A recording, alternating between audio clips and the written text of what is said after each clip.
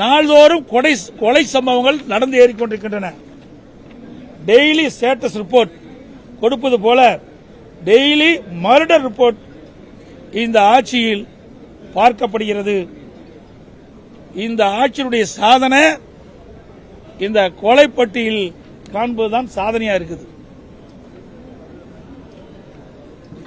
சட்டத்தை நிலைநிறுத்த வேண்டிய இடத்தில் இருக்கின்ற முதலமைச்சருடைய கீழ் இருக்கின்ற காவல்துறை கைகட்டி வேடிக்கை பார்க்கின்ற அவலநிலை பார்க்கின்றோம். குற்றச்செயல் ஈடுபடுகின்ற குற்றவாளிகளுக்கு காவல்துறையை கண்டால் அச்சமில்லை. ஒரு காலத்தில் தமிழ்நாடு காவல்துறை ஸ்காட்லாந்து காவல்துறைக்கு இணையாக போற்றப்பட்ட அந்த காவல்துறை இன்றைக்கு செயலற்று இருக்கின்ற சூழ்நிலையை நாம் பார்க்கின்றோம். அதோடு இந்த அரசாங்கம் எப்பொழுது பார்த்தாலும் குற்றம் நடந்தால் கைது செய்கிறோம் என்று சொல்லி பொறுப்பை தட்டி கெழுப்பது, அதுதான் ஒவ்வொரு முறையும் நாங்கள் கேட்கின்ற கேள்விக்கு பதிலாக இருக்கின்றது. தமிழகத்தில் காவல்துறை ஒன்று இருக்கின்றதா என்ற கேள்வி இப்பொழுது எழுந்திருக்கின்றது. எதற்காக சொல்லின்றே சொன்னால், நேற்றைய தினம் திருநெல்வேலியில் ஜாகிர் ஹுசேன் அவர் அதிகாலை தொழுகைக்கு பள்ளிவாசலில் தொழுகை முடித்து சாலையில் வீட்டுக்கு சென்று கொண்டிருந்த பொழுது அவரை வழிமறித்து அவரை படுகொலை செய்யப்பட்டிருக்கிறார். திரு ஜாகிர் ஹுசேன் அவர்கள் ஒரு ஆடியோ வெளியிடுறார். அதில் பதிவு செஞ்சு விடுறார்.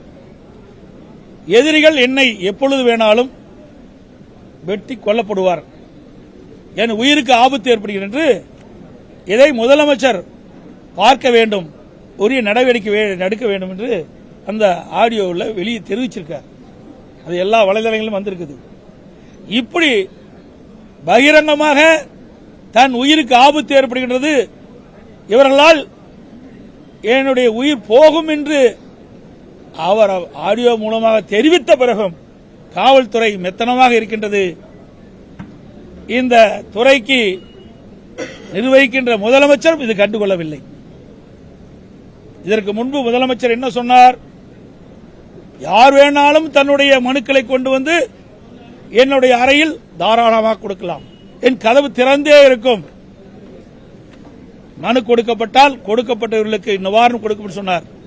ஆனா ஒரு ஓய்வு பெற்ற காவல்துறை தன் உயிருக்கு ஆபத்து ஏற்படும், என்னை கொலை செய்து விடுவார் என்று பகிரங்கமாக ஆடியோ மூலம் தெரிவித்த பிறகும் உளவுத்துறை ஏன் முதலமைச்சருடைய கவனத்திற்கு கொண்டு செல்ல?